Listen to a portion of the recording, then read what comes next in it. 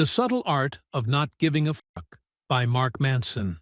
Today, I'm bringing you a book that doesn't sugarcoat life's realities.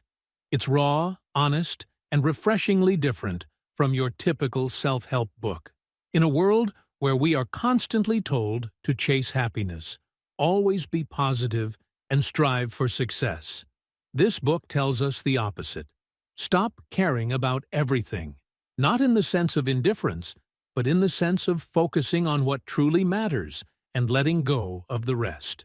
Through hard-hitting truths and humor, Manson guides us to understand that failure, pain, and struggles are inevitable. And that's okay. What matters is choosing your battles wisely and learning to care only about the things that align with your values.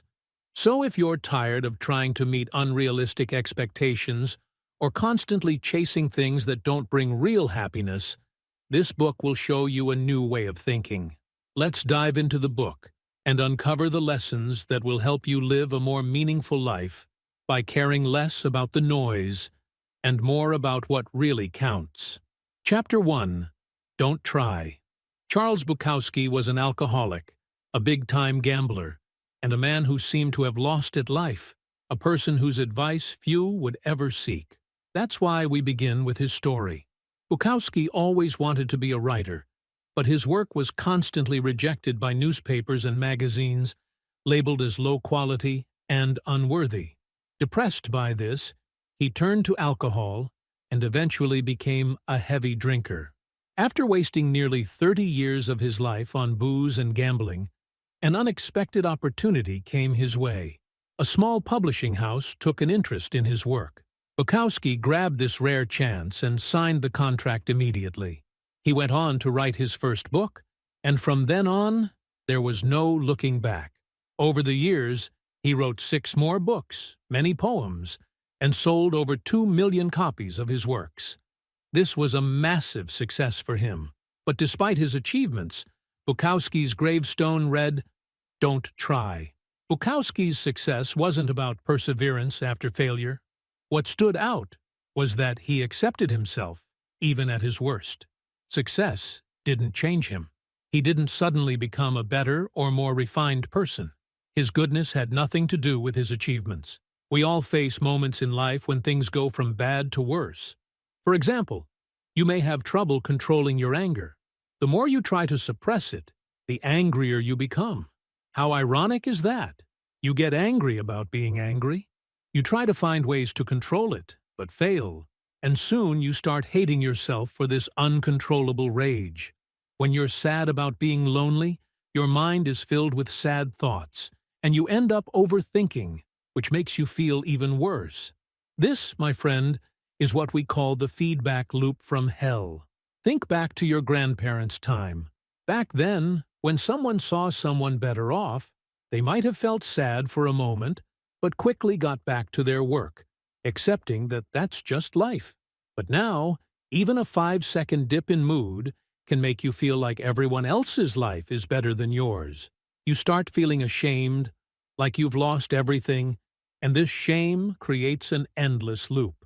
That's why you need to stop worrying about these things. If you're feeling down, it's okay. It happens to everyone. Break free from this shame loop and say to the things bothering you, "I don't give a fuck." Thinking that everything should always go well for you is the most harmful mindset. According to philosopher Alan Watts, accepting negative experiences is itself a positive experience. It sounds strange, but it's true. The more you chase happiness, the more miserable you'll be. In other words, don't even try. Have you ever noticed how things come to you easily when you stop caring so much?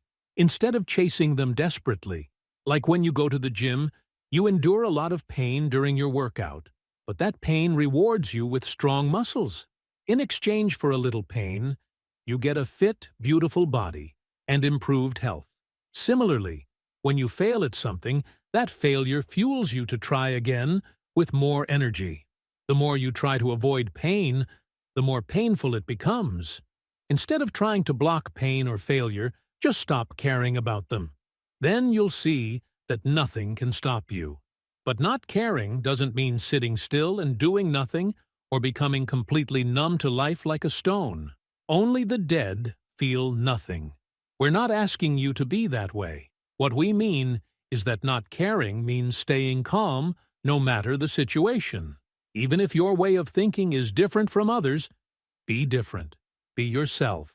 Instead of becoming indifferent like a lifeless object, you don't want to be that kind of person who is unaffected by anything, a coward or a fool. You don't need to be emotionless. Just be carefree enough to avoid unnecessary stress. Sometimes, though, you do need to care about certain things. So, the question arises, what should you really care about? The author shares a story about his mother. One day, his mother's friend swindled her out of a large amount of money. Now, if the author truly didn't care, he wouldn't have bothered at all. But he did care about his mother's situation and assured her that they would get legal help and teach the person a lesson. He acted because he didn't give a fuck about the scammer. Chapter 2. Happiness is a problem. This story takes us back 2,500 years to Nepal, where a king deeply loved his son and had grand dreams for him. The king wanted to give his son everything in life, ensuring he never lacked anything to keep his son happy. The king built a grand palace, surrounded by high walls, isolating him from the outside world. He wanted to shield his son from every pain and difficulty. Despite all the luxuries within the palace, the prince wasn't happy. He grew tired of this sheltered life and longed to see the outside world. One day, the prince seized an opportunity and left the palace. As he wandered through his kingdom, he witnessed pain for the first time when he saw people suffering from hunger and disease. The sight of these poor, struggling people plunged him into deep sadness. He became angry with his father for keeping him ignorant of this harsh reality. The prince decided to renounce his royal life and live as a beggar. Without telling anyone, he quietly left the palace and went into the forest. After spending several years in the wilderness, the prince realized that his extreme austerities and fasting were pointless. He learned that just because something is painful, it doesn't mean it's good for you. Life itself is full of suffering. A rich man suffers because of his wealth, and a poor man suffers due to the lack of it. The truth is, happiness has no fixed measure. Achieving something doesn't guarantee lifelong happiness. We endure pain because it inspires us, sparking change within us. And change is essential for life. Our struggles give us the strength to survive. Pain teaches us to pay attention when we become careless. So, happiness and comfort aren't always the best options. Sometimes, pain is necessary. Even psychological pain serves a purpose, guiding us to make better decisions in the future. Happiness can't be found without fighting through hardships. In other words, problems are the key to happiness. When you solve your problems, happiness naturally follows. So instead of avoiding difficulties, face them. That's the key to true joy. The key to happiness is not to run from problems, but to solve them. Emotions are often overrated. But what exactly are emotions? Emotions are simply signals from our brain telling us something is wrong and needs fixing. To put it simply, negative emotions push us to take action, while positive emotions are our brain's way of rewarding us for doing the right thing. The real question isn't, what do you want in life? That's a common and unremarkable question. Instead, the question should be, what kind of pain are you willing to endure? Most people never ask themselves this, but you should choose your struggles wisely. Many people want rewards without any struggle, but that's not how life works. In fact, nothing could be worse than getting everything without earning it. So, choose your hardships, because life will give you pain regardless, and the pain you don't choose will hurt much more. Chapter 3. You are not special. There was a man named Jimmy who always had some business idea or another brewing in his mind. His life was going smoothly. He was living off his parents' money. Whatever he spent on his business ideas, he'd spend an equal amount at bars. None of his ideas ever succeeded, but the way he talked and the confidence he had in himself was impressive. His charisma would turn you into his fan, even if you knew his real story. This was in the 1960s, when the idea that we're all unique and special first started to gain traction. Back then, everyone believed they were extraordinary, but after a few years, people realized that wasn't really true. Not everyone is meant to excel at everything. Failure is a necessary part of growth, and we all must go through it. Believing you're special for no reason is like creating another Jimmy. The problem with self-esteem is that it measures how positive you can feel about yourself, but it should actually be about how well you understand your negative side. How aware are you of your flaws? If you believe you're 100% perfect without facing any hardships, how will you tackle the challenges in your life? You'll only be dreaming of success that doesn't actually exist. If all you do is think about how to make life better without taking any real action, nothing will happen. Sometimes we face problems in life that seem unsolvable, and that's when we start to feel different, either in a good way or a bad way. We think we're either the best or the worst. Many people swing between these two extremes, struggling to balance the feelings of superiority and inferiority. But the truth is, no problem is truly unique to just you. Your personal problem isn't really personal. There are plenty of others in the world going through similar situations. While this realization might not solve your problems, it will show you that you're not so different from everyone else. Today, it's become common to see speakers, bands, or books removed from school curriculums because they offend someone's feelings.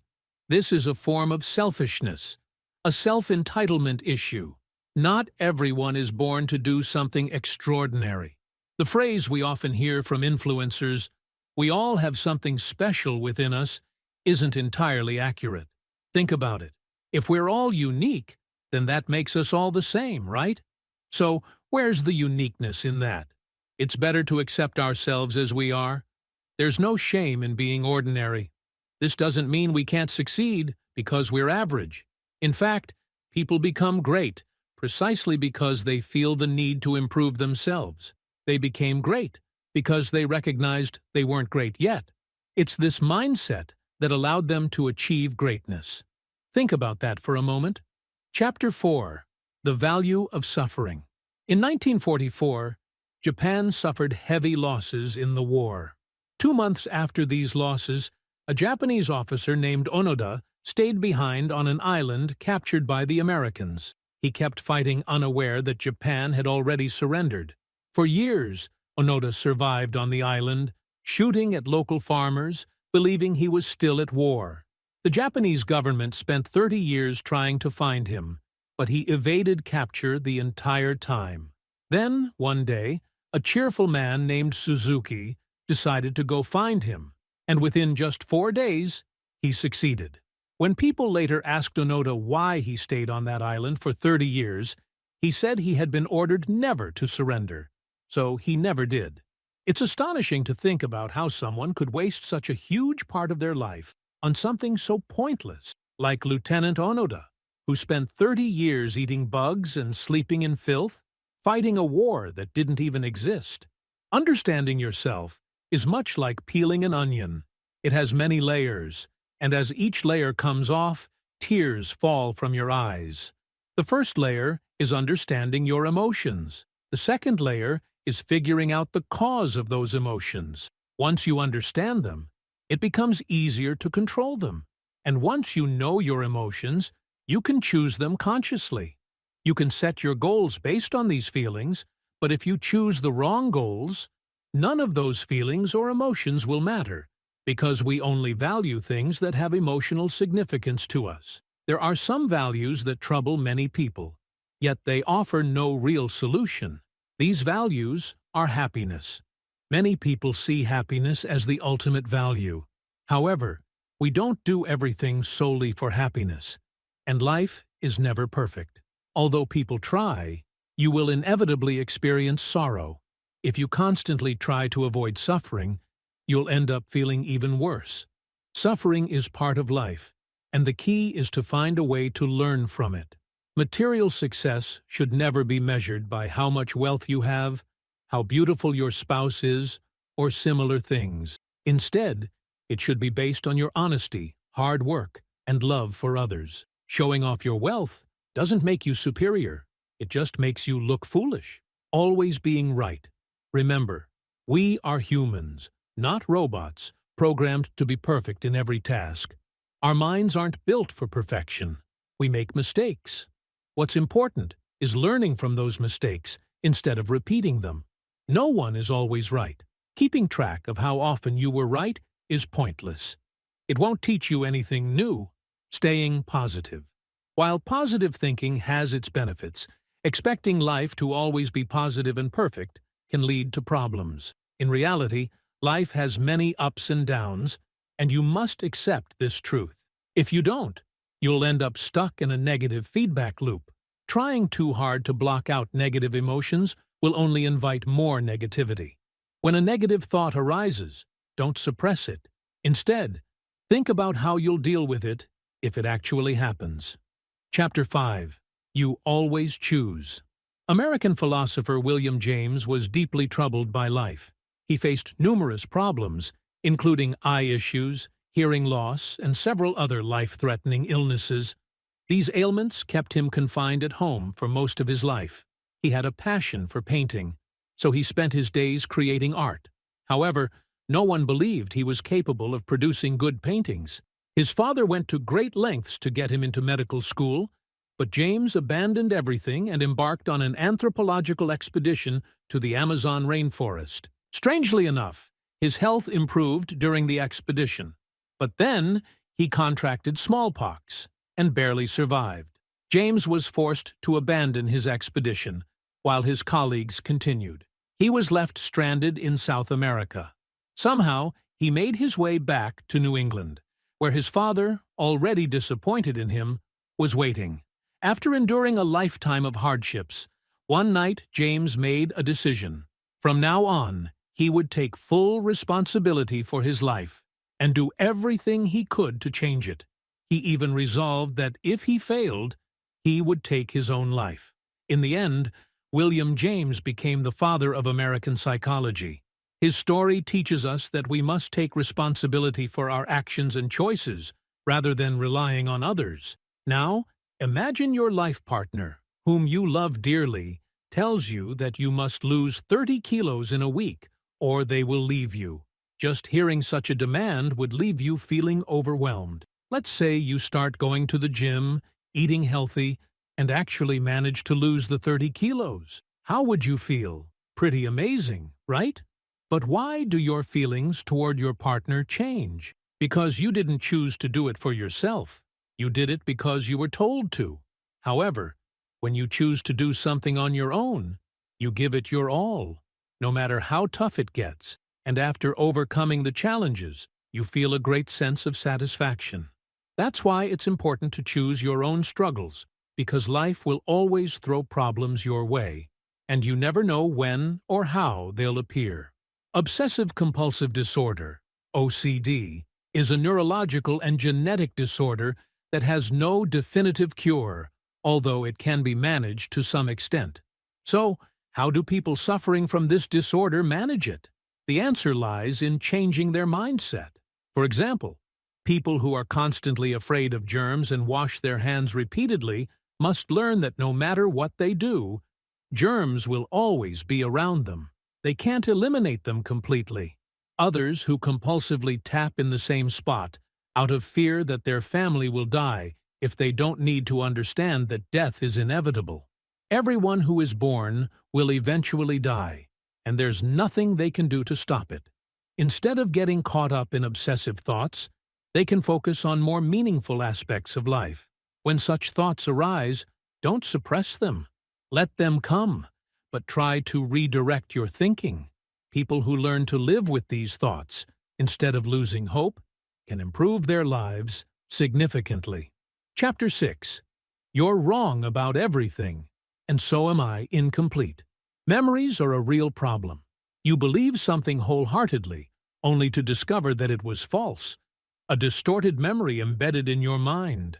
Take the case of Meredith Moran, an author and journalist, who once accused her father of raping her when she was a child. This memory suddenly surfaced in her mind one day, but it tore her family apart. Years later, the truth came out. It was nothing more than a figment of her imagination.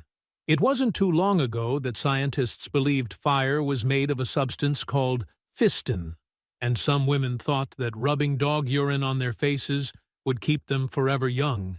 When you fall in love, you dream of spending your entire life with that person. Then, when you break up, your belief in love fades. But despite that, you eventually fall in love again and start thinking of spending your life with someone else. The reality is, we're all wrong about things at some point, and there's no shame in admitting it. It happens to everyone. We think one thing, but the reality often turns out to be something else. And in a way, this is how we learn and grow. Strong convictions have always been enemies of growth. To learn something new, we must accept our imperfections. If we believe we're perfect, we won't be open to learning anything new, and we'll remain stuck in our own limited mindset.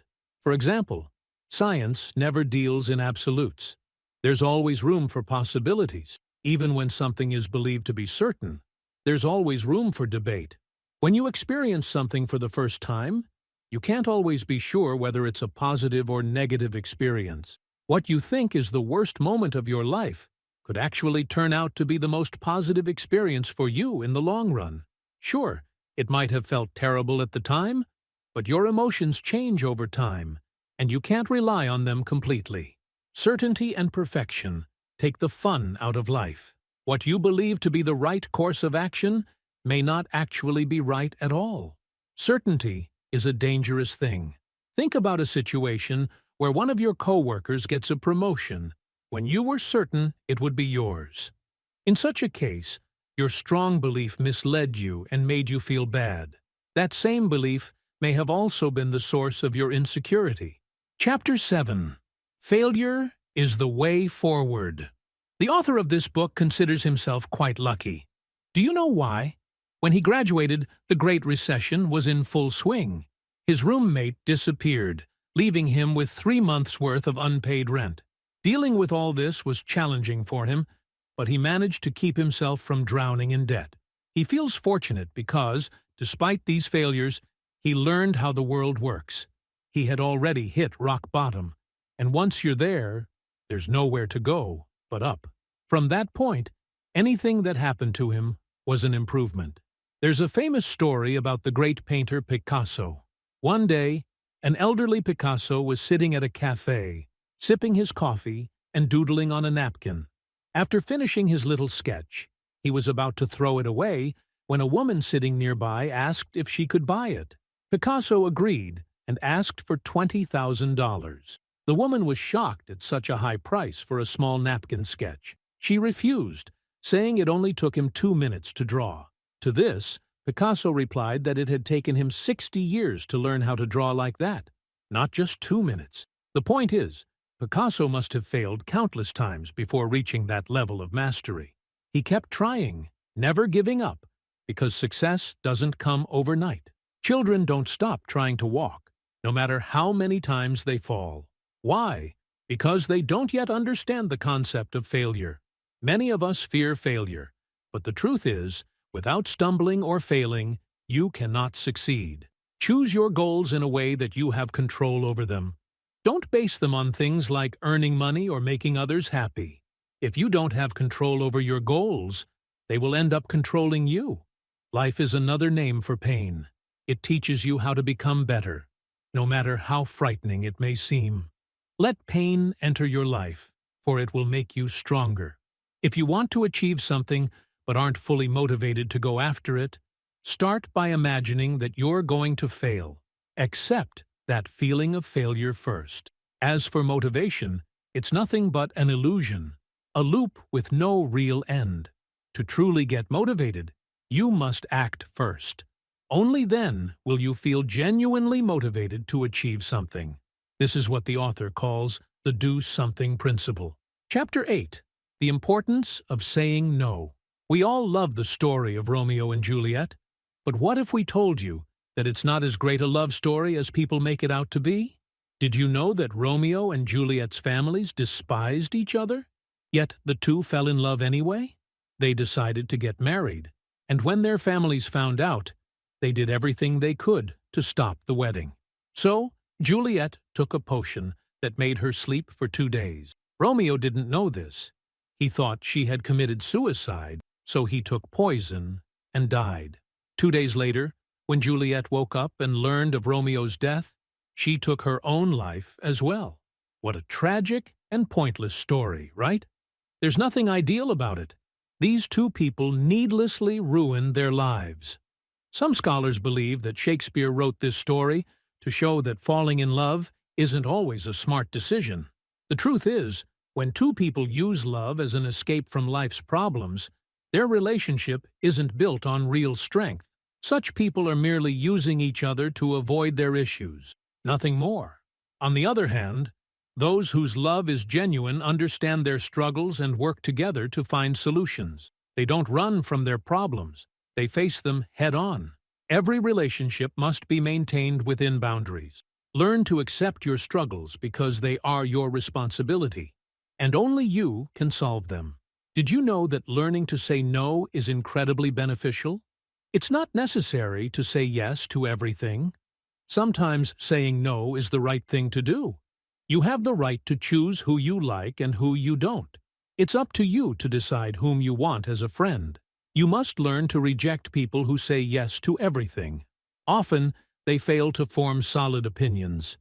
Truly committing yourself to a single relationship or a single career is meaningful. And this only happens when you're willing to reject other options. As we've said before, you can only value something when you stop caring about everything else. In any relationship, if you rely on lies, the relationship cannot be genuine. Complimenting your partner just to flatter them may make them happy in the short term, but it's not honest. It's better to be truthful with yourself and your partner. If something about your partner bothers you, tell them directly and expect the same honesty from them. Pointing out each other's flaws helps you work on them, not hiding them. Arguments in a relationship are normal. They strengthen trust. Dishonesty only enters the picture when someone finds another person more important than their partner, or when someone else fulfills a need that the partner doesn't. What's the point of a relationship if you have to cheat or lie to your partner? If your partner hesitates to share their feelings with you, then that relationship is built on lies, not trust. There's no real strength in such a relationship, and you can never truly trust it with your eyes closed. Chapter 9. And one day, you will die. The author had a friend named Josh. One night, while they were at a party, Josh suddenly got the idea to jump from a high platform. The place was so high that no sober person would ever think of jumping from there, but in a drunken state, Josh thought it was a good idea and jumped. Below the platform was a large lake, and Josh fell straight into it. Unfortunately, he drowned and died. This event had a profound impact on the author, and for 12 years he carried the grief, sinking into deep depression. One night, the author dreamt of Josh saying to him, "Why are you so concerned about my death when you're dying a little every day?" The author then realized that what happened to Josh was beyond his control. He couldn't change it, yet he had spent all those years feeling responsible for it, ruining his own life. He understood that death is inevitable. It comes for all of us one day, but we cannot stop living today because of the fear of death. His friend's death had, in fact, made the author a more responsible and better person. The greatest truth of life, death, had taught him how to live. Although the author still had insecurities in his life, the difference was that he no longer cared about them. He had learned that life is short, and it should be lived joyfully every single moment.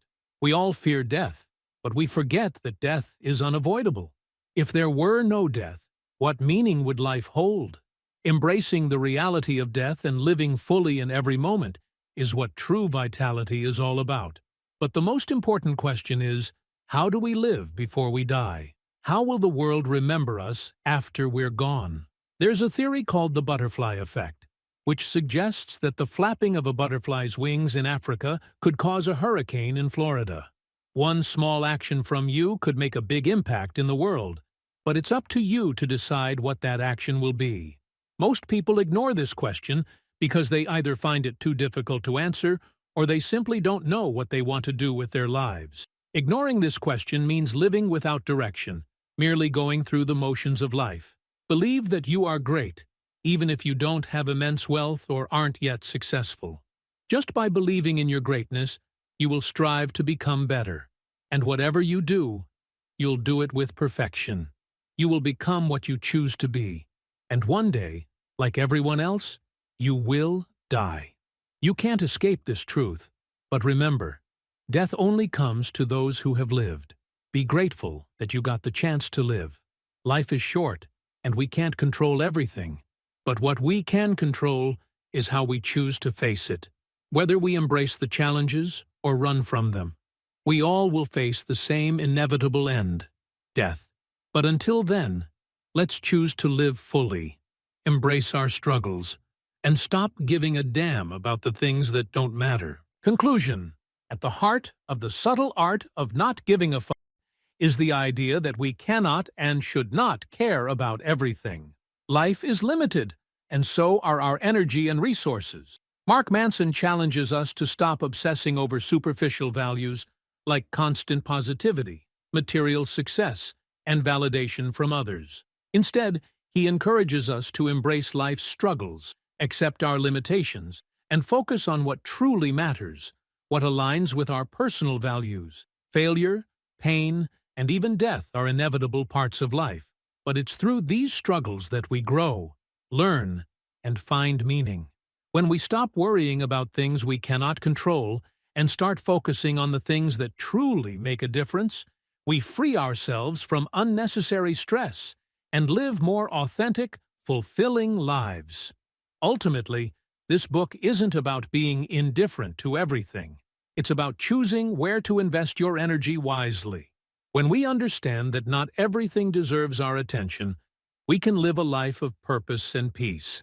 And that, perhaps, is the most liberating lesson of all. If this summary resonated with you or helped you see life from a fresh perspective, I'd love to hear your thoughts. Feel free to share your feedback in the comments or let me know what book you'd like me to summarize next. Your support means a lot. Don't forget to subscribe and stay tuned for more. Until next time, keep focusing on what truly matters, and remember, not everything deserves your attention.